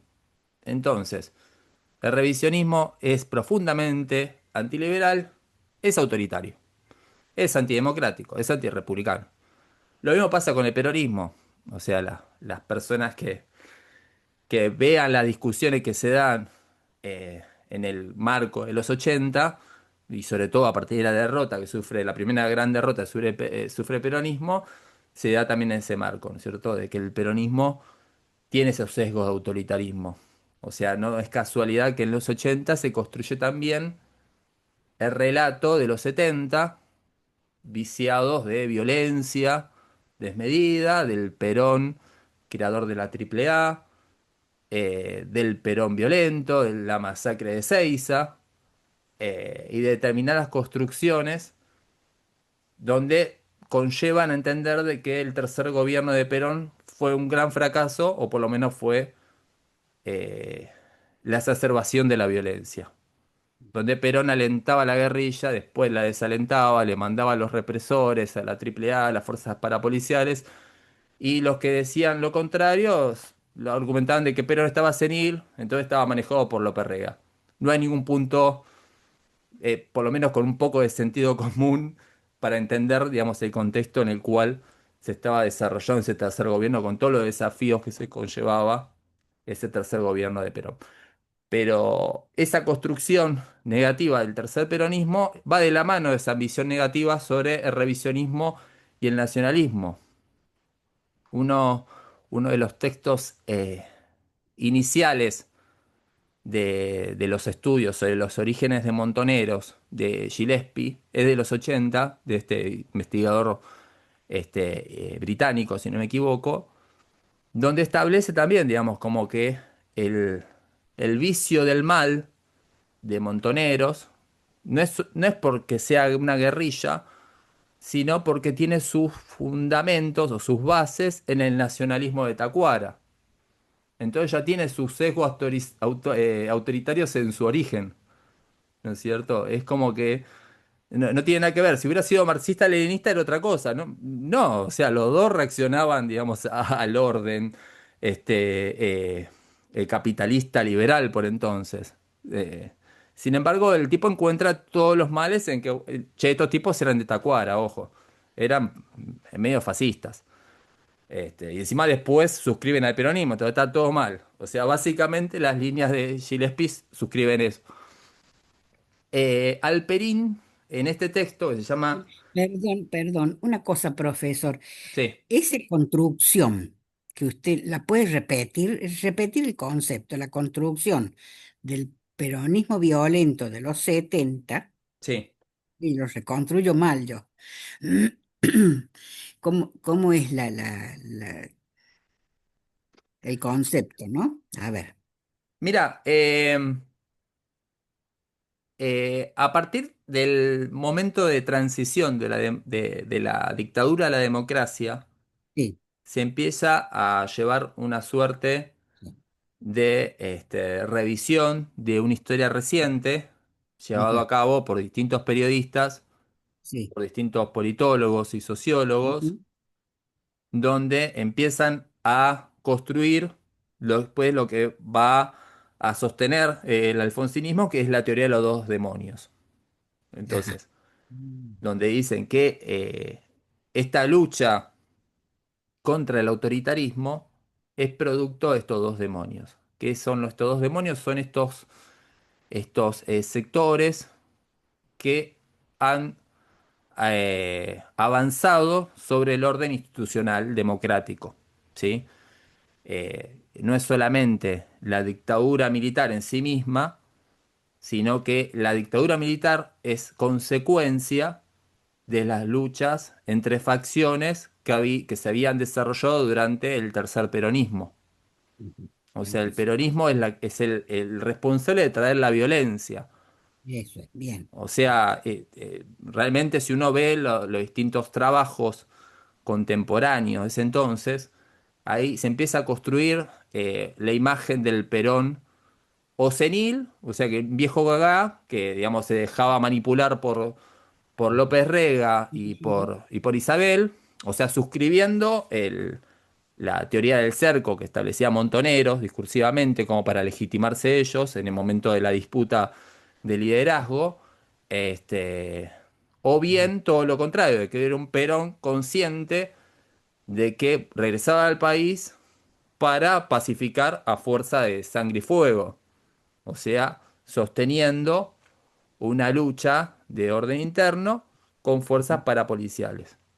Claramente, digamos, ahí se construye, se sostiene ese relato que ha construido, por un lado, Berbisky y por otro lado, Bonazo, ujú, como una de las grandes, digamos, los grandes referentes de esta construcción de un ujú. sentido que después también es sostenido por el alfonsinismo dentro de la lucha electoral. O sea, cuando Alfonsín, más allá de que, digamos, el tipo realmente eh, consiguió los votos no porque realmente, digamos, por motus propio, sí sumó mucho la denuncia de un pacto militar sindical que se estaba llevando a cabo, que es una denuncia apócrifa que lleva a cabo Alfonsín, donde nunca demuestra las pruebas, pero sí ensucia la imagen del sindicalismo, donde se sigue sosteniendo esa imagen del sindicalismo que está turbio, sucio, reaccionario, este, tratando de transar con los milicos para una posible ley de amnistía. ¿Sí? Entonces ese pacto espurio entre los militares y los sindicales es uno de los porotos que suma Alfonsín dentro de la campaña. Como diciendo, che, nosotros realmente somos los defensores de la democracia. Y ahí toma, digamos, la palabra de democracia, que recordado, digamos, con el discurso que se come, se educa claramente. Pero más allá de eso, estaba todo su eje de gobierno recuperando, revalorizando el concepto de democracia como una concepción, un concepto contrario al pasado reciente. Un pasado reciente es todo el quilombo que había desembocado en la última dictadura, ¿sí? Entonces, era, digamos, una construcción discursiva para legitimarse ellos también, ¿no es cierto? Como diciendo, a ver, el claro ejemplo de relato del alfonsinismo es La República Perdida. Esa suerte de película que se estrena incluso antes de las elecciones, es interesante eso, que gana Alfonsín. Es un relato claramente socialdemócrata, donde ya empieza a construir un relato donde hay buenos y malos, y los malos son los antidemocráticos para ellos. Entonces ahí está todo la guerrilla, solo, bueno, la imagen de la guerrilla, bueno, los tiroteos, los autos de vuelta, los milicos cagándose a tiros y todo eso, el peronismo, todo un gran quilombo, este, que es construido dentro de ese relato para sostener el cambio, un cambio de un nuevo gobierno que suscriba un nuevo orden, ¿sí? Eh, entonces, bueno, vuelvo ahí con Alperín. ¿Cómo estamos? ¿Tan cansados? No, no quiero que se me duerma, no sé qué. A ver, vamos un poquito más y no sé si llego para. No sé si llego para Palacio. Ay, Dios. Tengo miedo de que me maten. Entonces, bueno, lo que dice Alperín brevemente en el texto del 83 que se llama Revisionismo Histórico Argentino como visión decadentista. Es un texto cortito que no llega a ser una suerte de capítulo. En realidad es un artículo que publica, que después es recuperado por la revista Punto de Vista y después es reunido por él en determinados en compilados, ¿sí? Pero sí termina siendo un texto de referencia para los estudiosos sobre el nacionalismo y el revisionismo histórico, académicos, claramente. Lo que dice Alperín de la visión decadentista en realidad es una visión parcializada que corresponde quizás a los primeros revisionistas o parte de ellos que entendían al pasado rosista como el ocaso de la nacionalidad. La visión decadentista corresponde a un movimiento cultural propio de fines del siglo XIX que se ha llevado a cabo sobre todo en España. La España que pierde las últimas colonias, por ejemplo, tiene una visión decadentista de un pasado glorioso que nunca más va a ser recuperado. La idea, digamos, de establecer el esplendor de España en los Reyes Católicos, en Carlos V y en Felipe II, digamos, donde el imperio, digamos, donde nunca se pone el sol, es esa mirada, digamos, de la grandeza perdida, digamos, y ahora no tenemos nada, entonces nunca más se va a recuperar eso. Esa visión decadentista la traslada Alperín sobre este revisionismo rosista que sostiene que Caseros es el fin de la nacionalidad. el ocaso de la nacionalidad es Caseros. Con Rosas se acaba cualquier tipo de atisbo de nacionalismo. Entonces es una visión, a eso se refiere decadentista, que no es lo mismo que decadente, ¿sí? Es una visión claramente sesgada, que incluso en el propio texto, digamos, es profundizado, ¿sí? Eh, y habla de distintas particularidades, porque incluso habla de otros autores vinculados a la izquierda nacional, pero queda el título. Entonces, ¿qué pasa con muchos autores? Muchos autores replican los revisionistas decadentistas o decadentes, incluso he visto unos artículos que hablan ya de decadente, porque total, cita referencia al Perindón y listo, ya está, yo ya lo dije, o sea, no tengo que profundizar mucho porque ya lo dijo este autor. Y eso es lo que pasa con muchos de estos autores que construyen este sentido de aparente divorcio entre el revisionismo y el peronismo. Ahí en ese texto Alperín también suscribe esta idea de divorcio entre el revisionismo y el peronismo, donde dice que Perón no le da cauce, no acepta el relato revisionista porque realmente no le interesa profundizar en el aspecto histórico. Está más cómodo respaldándose y construyendo un espejo con San Martín antes de meterse con Rosas, donde claramente no le daba crédito político. Y ahí va el ejemplo clásico en el cual se van a apoyar todos los historiadores académicos y de las izquierdas, donde dice, bueno, el mejor ejemplo está en que Perón no era revisionista ni le interesaba hacerlo, es cuando nacionaliza los ferrocarriles, ¿qué nombre le da a cada una de las líneas? Y el Panteón Liberal Mitrista, entonces de revisionista no tenía nada. Bueno, es una mirada un tanto sesgada, ¿sí? Pero bueno, se agarran, digamos, de esa línea y replican. Eh, la actualización de ese relato durante mucho tiempo va a ser este texto que se llama Los males de la memoria, por Diana Cuatrochi Guasón. No el Guasón de Batman, el Guasón, Wisson. Es una argentina, una investigadora argentina, que hace su trabajo de especialización en Francia. Entonces se ampara en determinados estudios de especialistas franceses. El título es deudor de un texto de Nora, Pierre Nora, Los lugares de la memoria. No sé si tengo ahí a un historiador que le prendió una lamparita. No sé si alguno lo leyó o lo padeció o le gustó también. Pierre Nora, Los lugares de la memoria. Sofi, Rafa, Maxi, Ariel, no sé si estás o no estás. No, Lo como el escuché en primer. seminario, pero después no creo haberlo leído en la carrera. Bueno, bueno.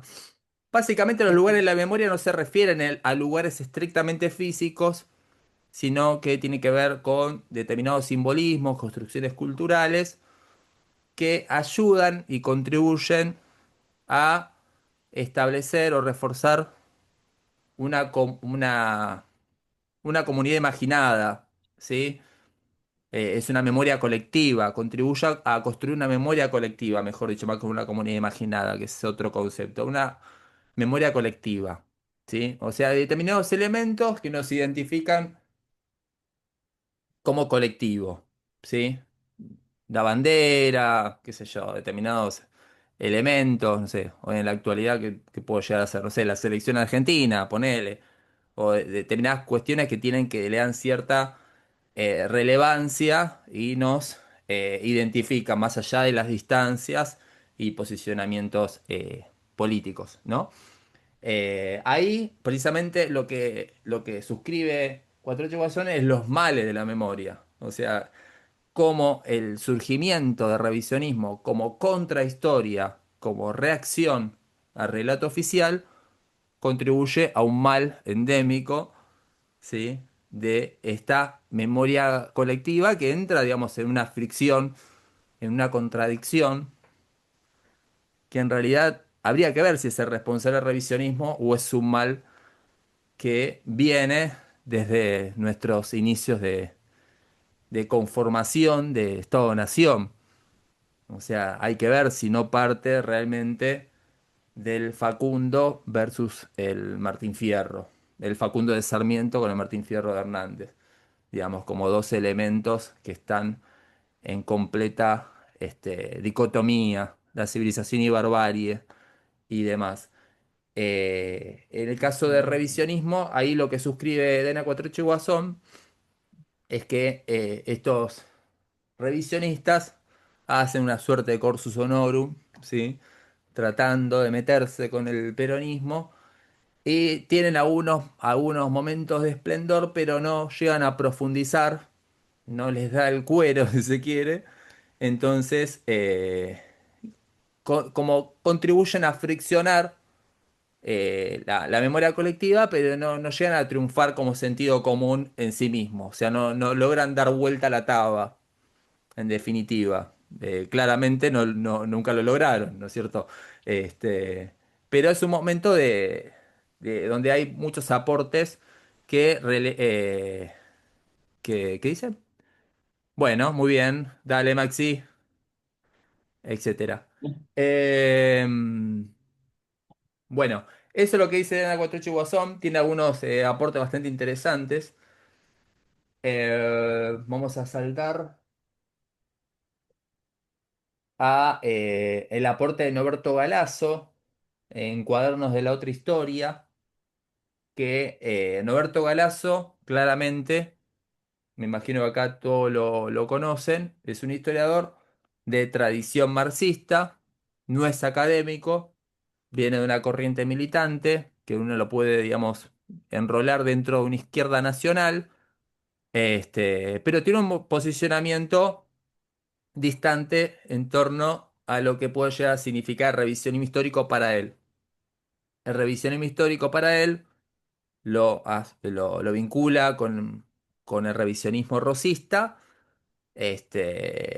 reconoce, digamos, ciertos aportes relevantes de revisionismo, pero no le dan ningún tipo de entidad a una suerte de asociación o vinculación con el peronismo. Y de hecho él va a renegar bastante después del acercamiento que se da en los 60 y 70. Este, Esto es en el 2004. 2009 se da realmente el primer gran aporte después de muchas décadas de una historia concentrada en la historiografía argentina, o sea, de un análisis de las distintas corrientes historiográficas argentinas, llevada a cabo por Fernando Devoto y Nora Pagano, que se llama Historia y la Historiografía Argentina, donde ahí también, eh, para no ser menos, va a suscribir, en este caso Devoto, que es el que está a cargo de este capítulo de revisionismo histórico, a lo que sostiene el Perindongui. Obviamente con mayor profundidad de análisis, porque realmente Devoto es más entendido que Alperín en torno al nacionalismo argentino. Pero no deja de reconocer esta cuestión de desencuentro entre el peronismo y el revisionismo. Y finalmente, como último aporte, dentro de estas distintas interpretaciones, que de alguna manera todos suscriben al relato inicial de Alperín, es el de un historiador alemán, Michael Goebbels, que se publica acá en el país en el 2013 y el título es La Argentina Partida. Un título bastante particular porque en realidad el título original es La Argentina Partisana. O sea, no tiene nada que ver con la Argentina Partida, pero bueno, los editores que de Prometeo le pareció más vendible Argentina Partida, como diciendo, bueno, estos son los tipos que rompen todo. En realidad, la Argentina Partisana, el título de la tesis y la publicación original en alemán.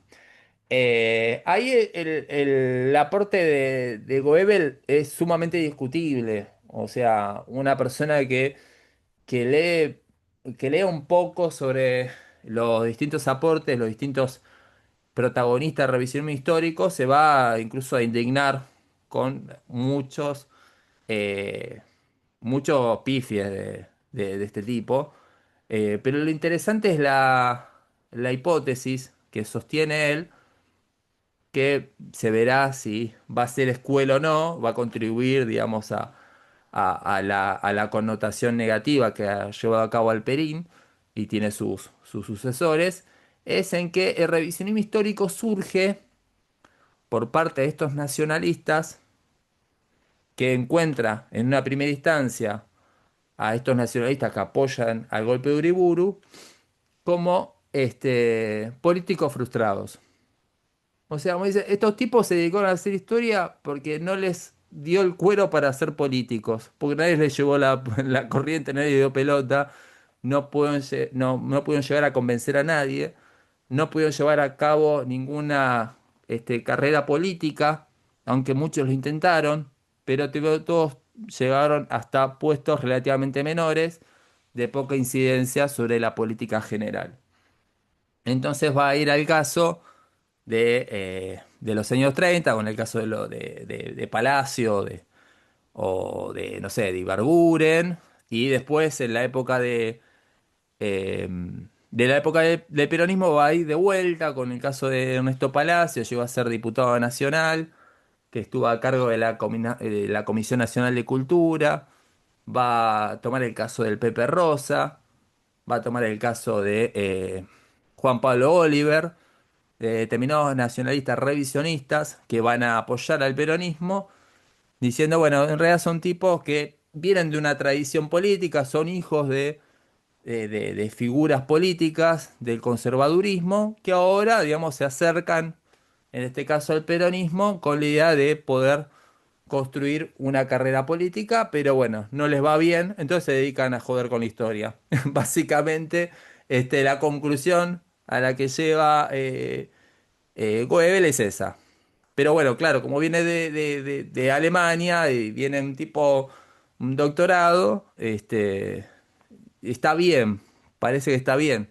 Pero claro, o sea, si uno llega, digamos, al prólogo y los agradecimientos, te vas a dar cuenta que son todos los mismos, los tipos que le han leído la tesis y le dijeron, che, le da la palmadita en la espalda, seguí así, flaco, está muy bien. O sea, Alperín, Luis Alberto Romero, Oscar Terán, y bueno, todos los muchachos de siempre. Entonces, salvo Trota, que bueno, tiene un intento loable de tratar de buscarle cierta conexión entre el peronismo y el revisionismo, y sacando el caso particular de Juan Godoy, que ahí recupera un trabajo sesudo sobre Forja como un antecedente eh, viable de otro revisionismo más de carácter popular, más vinculado al irigoyenismo, este, que tiene, digamos, ciertos aportes, sobre todo durante la gestión y gobierno de Mercante, de la provincia de Buenos Aires, ¿no es cierto? Donde ahí hicieron base muchos forjistas durante el primer peronismo. Y tuvieron ciertos aportes también dentro de la cultura, sobre todo con la publicación Cultura, que era una publicación bastante relevante de la época, que estaba llevado a cabo por la provincia de Buenos Aires, ¿no es cierto? Ahí metieron la cuchara mucho de estos nacionalistas de carácter forjista, de tradición irigoyenista, donde también participó Raúl Escalabrín Ortiz, aunque no era radical. Eh, pero bueno, formaba parte de Forja y fue el principal historiador que se lo puede llegar a considerar como un revisionista de por entonces. También, para mencionar, así al paso, que también sería interesante profundizar, es Atilio García Mellid, también forjista, también funcionario del gobierno de Juan Domingo Perón, sobre todo en el primer gobierno de Perón, vinculado en el también de tradición de la clase letrada, publicó en el 46 uno de los primeros textos de un revisionismo de carácter popular que se llama Montoneras y caudillos en la historia argentina. Eh, un texto recomendable. Así que esto tendríamos como cierre, si les parece, de este primer encuentro, que yo quería llegar a más, quería llegar a ver un poco de Palacio. ¿Por qué Palacio?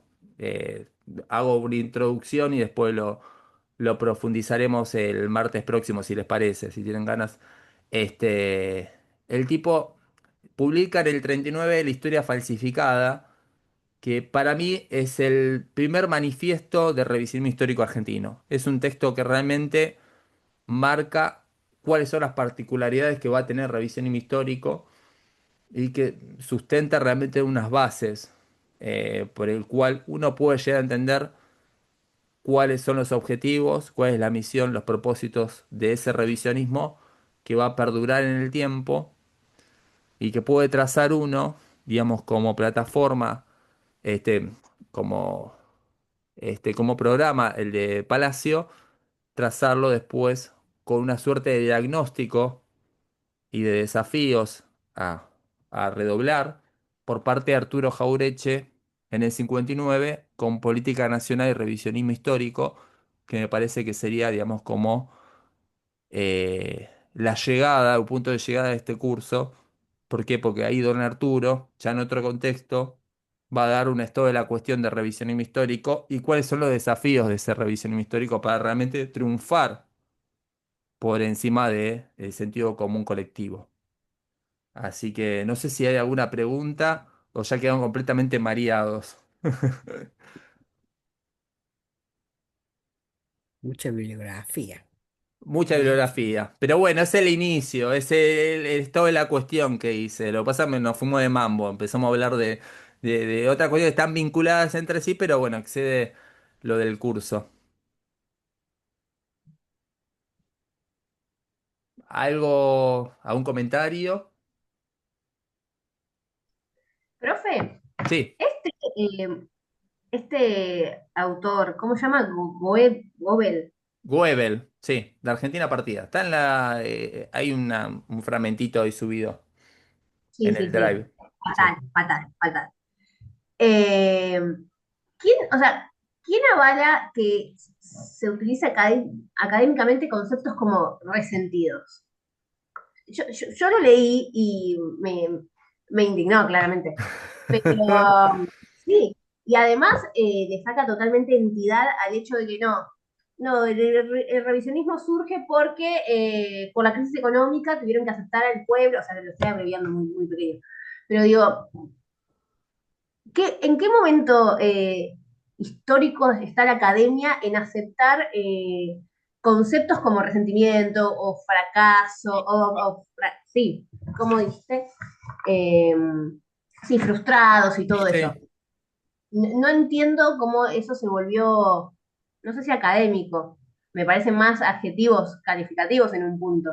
Sí, exacto. Pero los hay, los hay. Lo que pasa es que uno que le interesa esta temática lo detecta fácilmente.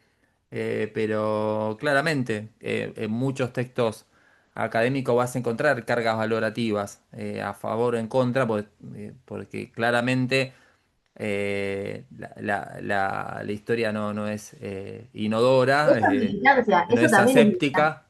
Es militante, siempre lo es. Siempre lo es. Hasta en los pequeños detalles vas a ver que valorizan determinados aportes de tal autor en menosprecio de otros. O sea, en el caso de Devoto y Pagano, por ejemplo, vas a encontrar muchas cargas valorativas a lo largo de la historiografía.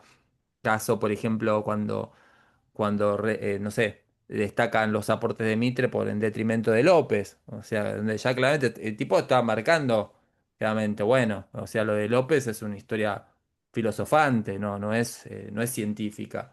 Lo está diciendo un tipo del siglo XXI. O sea, está suscribiendo el viejo debate de Mitre López, le está dando, digamos, la razón a Mitre. Y le está diciendo, por ejemplo, no sé, con respecto a Saldía, de que Pilla, bueno, pilla. no es tan no es tan completo los estudios de Saldías, tiene bastantes fallas, o sea, y en detrimento de los aportes de otros autores, donde el tipo dice, ah, no, esto es magnífico.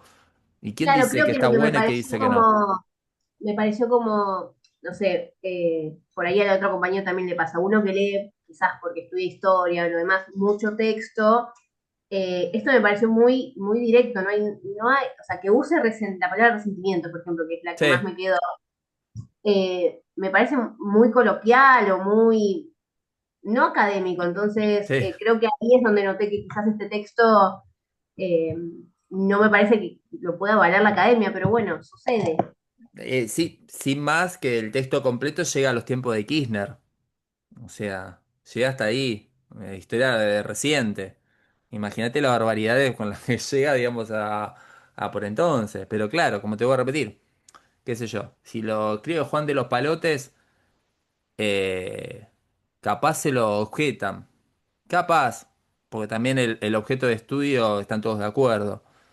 Entonces, para hablar de tema de tema de nacionalismo, y con eso ahí cerramos, Filchestein, un nombre bastante complicado, el autor de El fascismo transatlántico, es un texto que es un robo a mano armada, o sea, es una pelotudez, perdón la expresión, pero el tipo dice, bueno, que el fascismo transatlántico es un fascismo que excede al fascismo en sí mismo.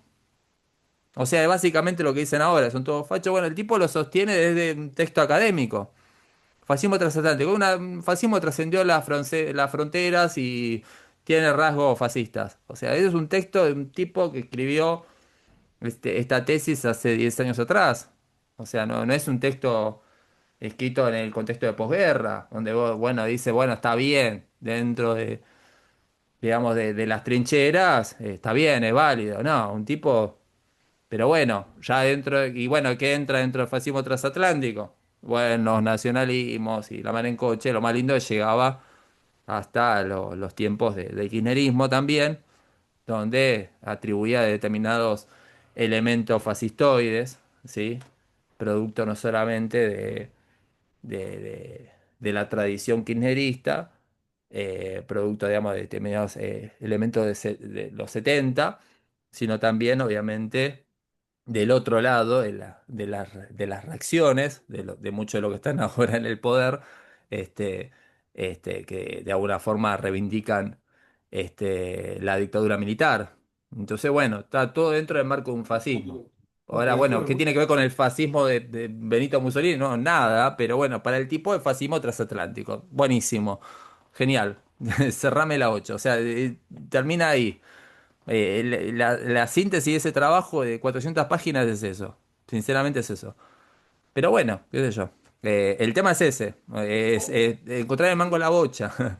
Pero bueno, si uno no está de acuerdo con con esas cuestiones, ¿qué va a hacer? Indignan. Indignan. Pero bueno, qué sé yo. Por lo menos los propósitos de estos encuentros es no hacer terapia entre nosotros, pero sí discutir con estas cuestiones, ¿no? Que construyen sentido. Porque si bien son textos que no lo lee Doña Rosa, terminan construyendo sentido, porque esta cuestión que decía de Alperín posiblemente lo lea muy poca gente y la gente que lo lea no lo entienda, o lo lea por la mitad porque no se deja leer mucho, que digamos, pero ¿qué pasa? Como es la palabra autorizada, es cita de autoridad. Entonces, bueno, yo por las dudas lo pongo como referencia bibliográfica. No lo leí, pero te lo pongo de cita como diciendo, che, mirá, acá lo tengo, este tipo.